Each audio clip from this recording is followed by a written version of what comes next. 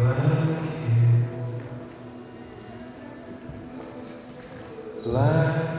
is, black is. Black is my heart.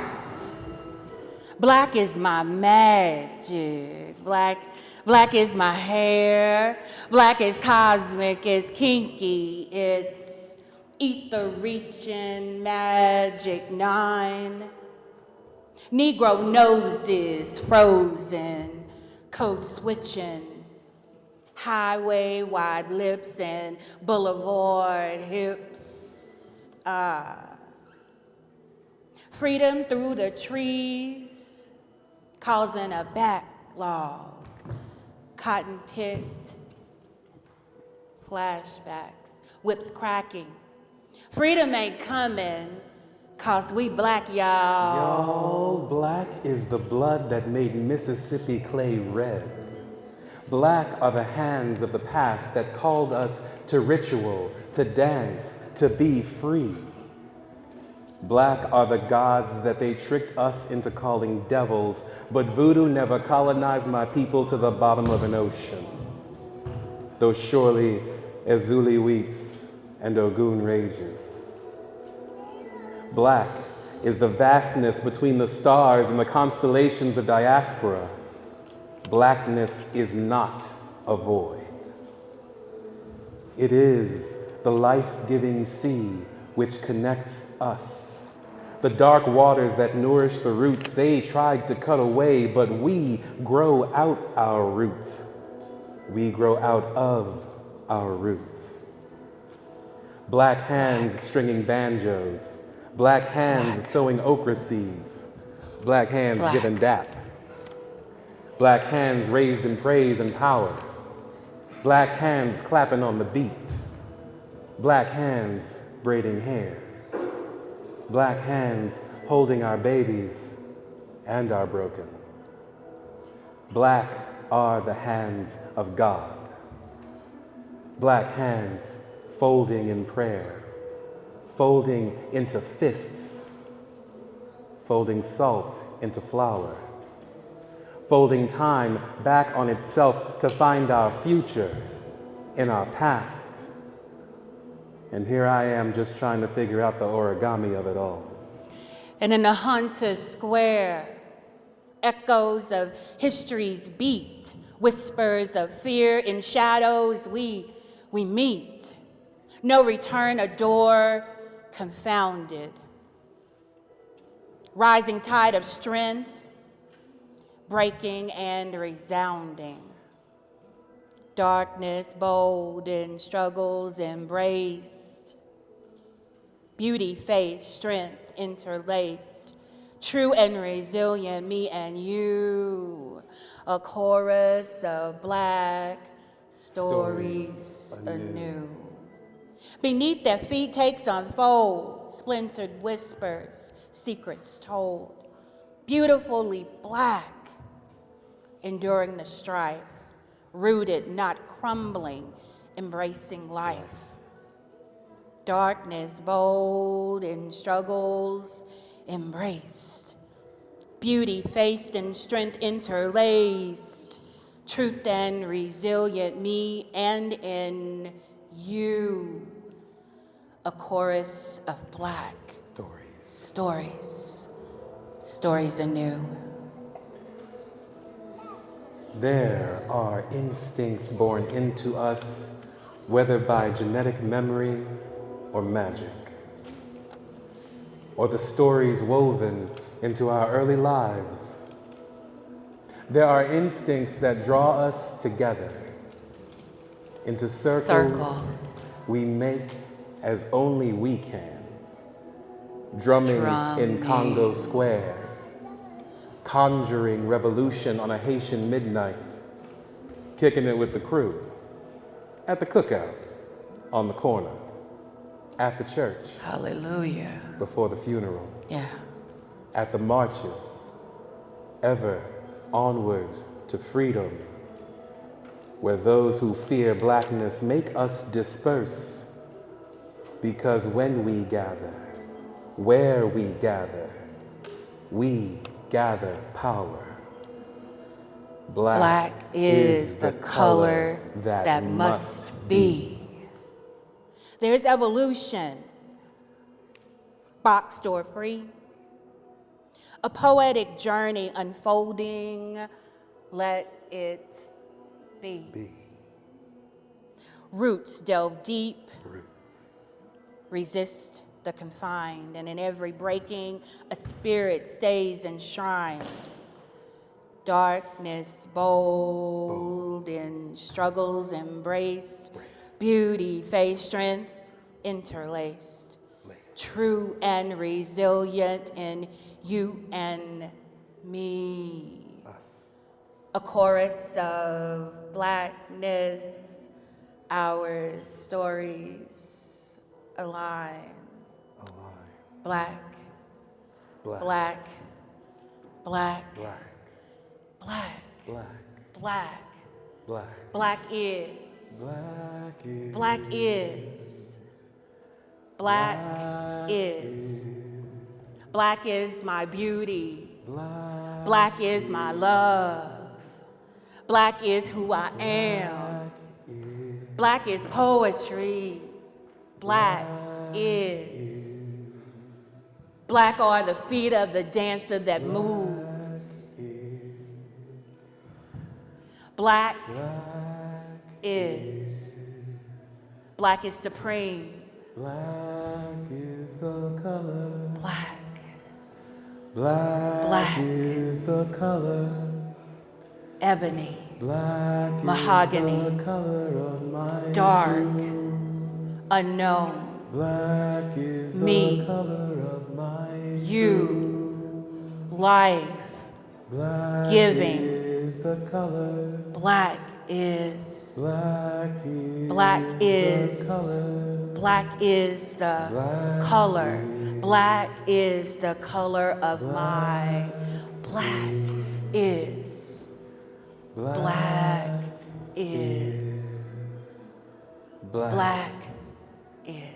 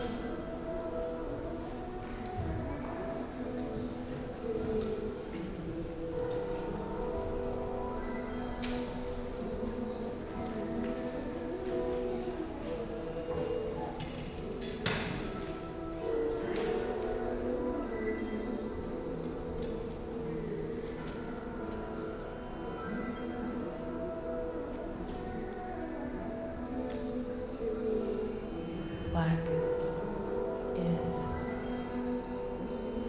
the color.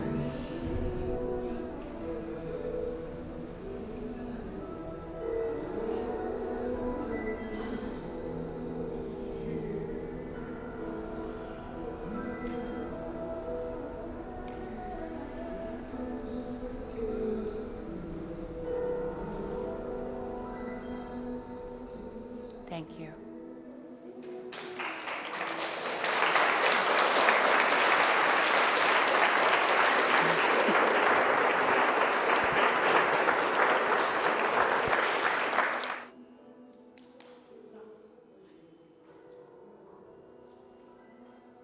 That's an emotional piece.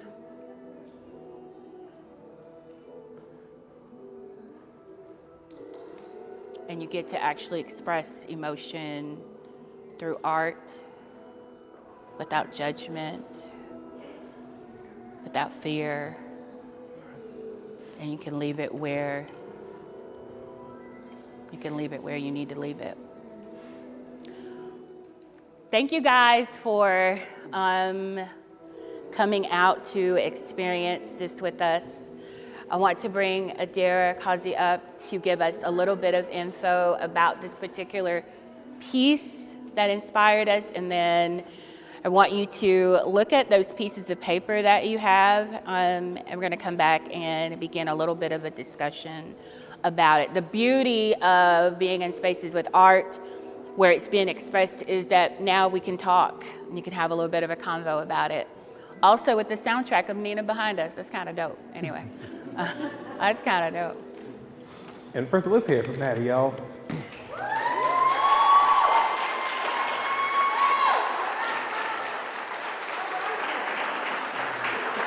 Because brother put his soul into this. Erika, do you want to talk about them pieces of paper? Yeah, so you have, not everyone, not next to you, it's only 2 prompts, but we wanted to kind of disperse it a little bit. And you have 2 prompts, not necessarily for you to be, I would love for you to write a poem about it later. Maybe that might be kind of dope. But the idea is for you to be able to dive deeper and also be a part of the poem that we wrote. So prompt number 1, that one says, freedom through trees.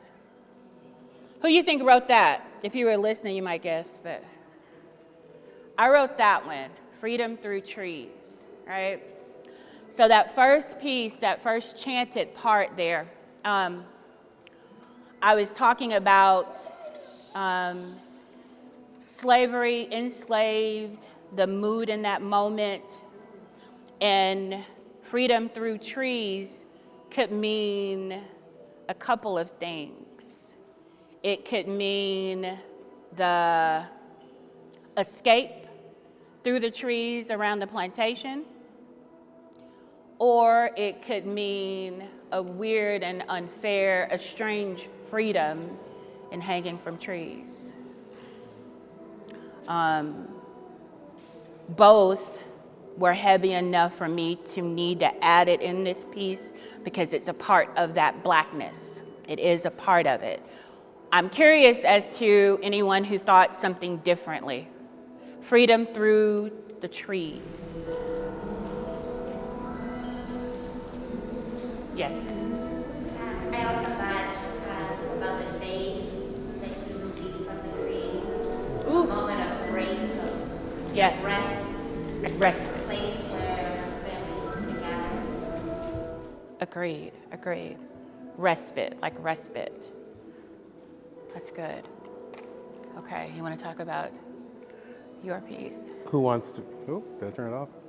Who wants to read the other prompt, the second prompt? Anybody got the other prompt? I got it. Read it for me.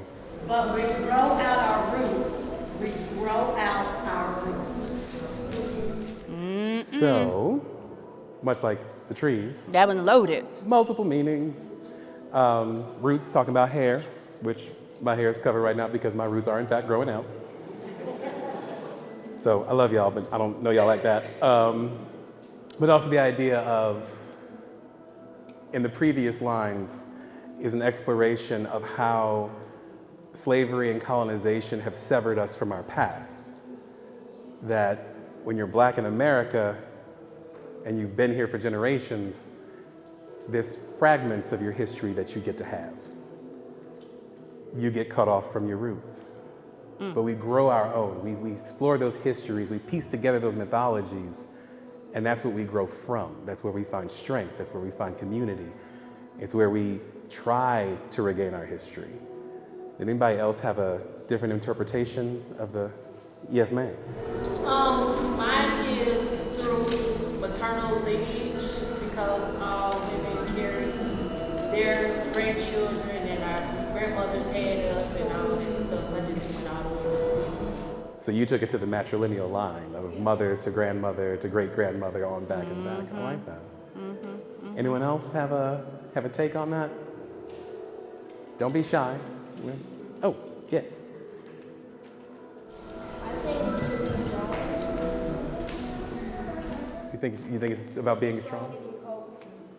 To be strong in your culture. Okay, come I love on now. that. Thank you. Okay. Thank you. Let's hear Okay. it for the next generation, y'all. Okay. Yeah. I think also too, I mean, this piece, without question, it humbles you in this space. So it makes it where you almost feel like you gotta be quiet in respect of what is being said. But as we introduce this type of conversation in this moment, we have to be honest that it's not an easy one, right? It's not an easy one, defining blackness. Who gets to define blackness? Is it only black people? I'm curious as to what some white people might think my blackness is. But at the same time, who gets that, right? That's a question. A harder one, but who gets to? Because how many shades of black are there? Are there? Okay. But this is a space to have it, and I think sometimes there is a safety, there's some safe, come on. Come on, Kendall, come on. And I, for sure, this conversation is so important to me as a mixed race woman. Yeah. And exploring my own blackness because Yeah. of obstacles that I have encountered while exploring. And it seems like there's not a lot of respect for that journey within our own community. Yeah. And it becomes the one drop rule, and does she represent this or does she represent that? And I would love for us to get to a point to where we can just embrace us, you know, Right. and stop worrying about, oh, well, she was raised this way, or she doesn't know, or stop making assumptions about the struggle of someone based on the lightness or darkness of their skin. Come on. So I value this moment so much, and everybody in here so much, for just being open to hear and learn the different perspectives. Like, Yeah. it's very important. Yeah. Thank you for sharing that. Thank you, Kendall. Oh, Well, back to the roots, I think about how roots have been cut down and weaponized, and how we have been separated. You were saying, who gets to define black? But it's difficult when we have been cut down at the roots, and we've been separated. You know, so we all are individually trying to define things because our connectivity has been severed. Yeah. And it's, you know, up to the community to really get back to trying to learn and to love each other again. And I think that's something that we really struggle with. I don't know if y'all heard that. It's the job of the community to learn to love each other again, to build each other's roots, to be that connectivity that we've lost over Absolutely. generations. Absolutely. I love that. Absolutely. With this particular piece, this song, it's actually Scottish, right? Scottish, Irish? I think it's Irish song, right? And I think I've said it before in this space, but imagine, I mean, it's been sang by Nina Simone. It's totally different, right? The meaning feels totally different than it would maybe from its original. And so it's like that perspective. And so here it is again, art. I'm such an art advocate. As art swoops in to help us move through something. Nina taking this particular song and making it a love song. And I've questioned it. What kind of love song is it? Is it a love song to my blackness? Is it a love song to culture of being black? Or is it just talking about somebody with black hair? I mean, it could just totally be that, right? Easy does it. But that's where these conversations get so really, really good and deep. Anywhere I went, yes, Amir, yes. I go straight to the hair. Yeah. Because I work in a school where I spoke to a student of mine with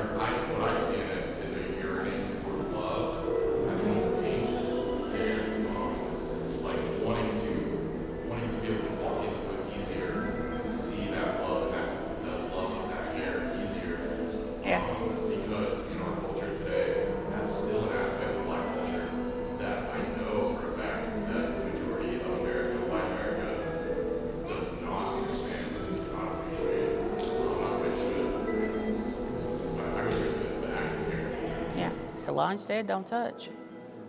What'd you say? What Solange say? Don't touch that hair. Don't touch my hair. Don't touch my hair. That's a whole poem by itself with instructions. With know? instructions. Don't touch my hair, here's why. Well, here's why. Right. Don't have to touch my hair. Right. Don't get too close to my hair. And women, we have a love-hate relationship with our hair. I mean, I have to be honest about it. Like, to your point, Amir, I've written several poems, some of them in the salon chair, frustrated because it's taking too long to get a hairdo that I'm only gonna have for a very short amount of time, and I'm gonna wash it out and move on. So yes, to your point, but also to the gravity of that, of who's checking who. My grandson has really, really curly hair, and I can't tell you how many times I'm out with him, and maybe a friend or somebody that hadn't seen him will ask, what's he mixed with? He mixed with me. That's pretty good, you know what I'm saying? Okay, that's pretty good. So like that qualifying, I get that. Any questions you want to ask us about our piece and how we came together? You good? Maddie, get on in here, Maddie. You want to get in the conversation? He is a dancer. We are talkers. So Matty already said what he said. Y'all saw it. Did y'all see it? Y'all Yeah. heard what he said when he put his feet down. That was it. Any questions you want to ask us specifically about how we arrived at this point? Please. Hey, Kai. What was the process of working on this as a collaboration? What did it look like? Okay, this is fun. Yeah. All right. Yeah, go. So Erika was the one who thought of putting us three together. And Erika and I, we don't, not as often as we used to, but we are collaborative partners in other performances over the years, so we know each other pretty well. Oddly enough, normally we improvise together, so it was weird being scripted. Yeah. That's a little new It's really for weird. us Really performing weird. together. Yeah. And so originally, Erika and I were like, okay, we'll work out the basics of our poems. We wanted to explore this concept of what Black is separately, so that we wouldn't influence each other's initial thoughts and initial writing. And then we were like, okay, we'll come together and we'll edit the poems. And we did talk about style. So Erika chose a more stream of consciousness, but still in a metered rhyming format. And I went for more of free verse, almost lecturing kind of approach to it. Like wordier than what Erika was doing. But thematically, we didn't know how each other were going to approach this.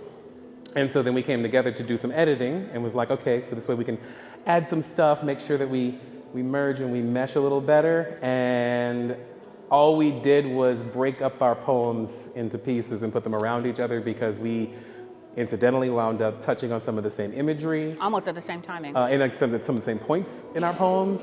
So they actually wove together very easily.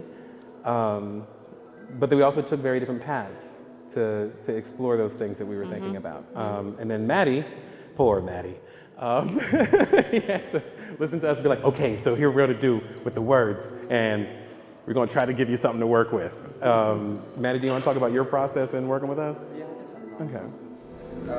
My role in the process was really to be as much of a witness to their experiences and the words that they were bringing to the table, and incorporate that, marinate in that, and then reiterate it through my own body and my own personal experience.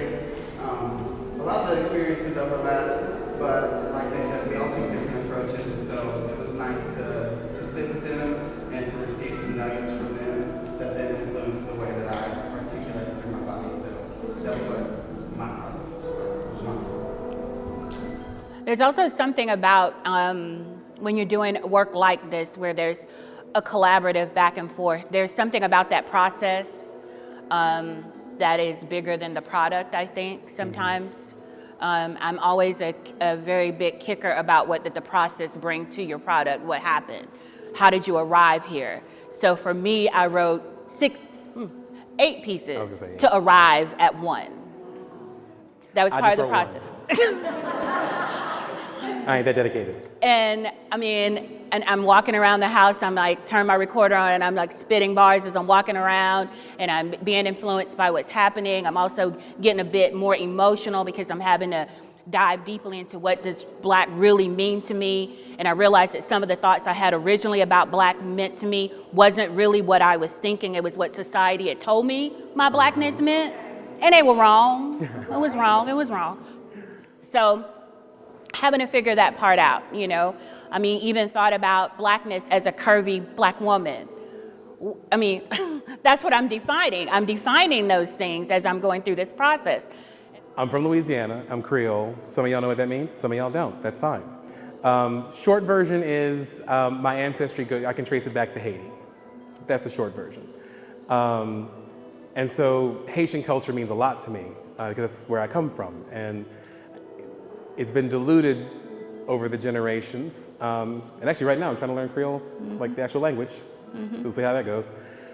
So in this, like talking about blackness is like, I feel especially living here in Tennessee and being a light-skinned black man in Tennessee, similar to you, people assume that I have one white parent and one black parent. Both of my parents are black. Light-skinned people have been here for generations, y'all. We are not new. We did not just show up.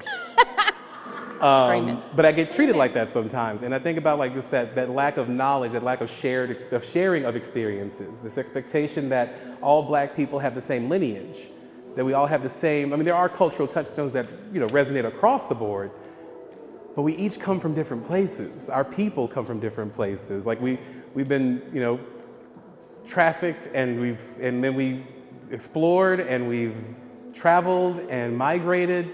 And all those things have shaped each of us into individuals because no one else has the same path to their now that you have. And so in this piece, I wanted to highlight some things of Haitian culture. Like I talk about voodoo and my perspective on how sometimes black Americans have been taught to think about African religions and traditions, that we call it the devil. And I think that is one of the cruelest things that has happened to our people in this country. Especially considering that Haiti was liberated through a voodoo ceremony. Look it up, it's amazing. But we have to talk about those things, that we're not a monolith in any way.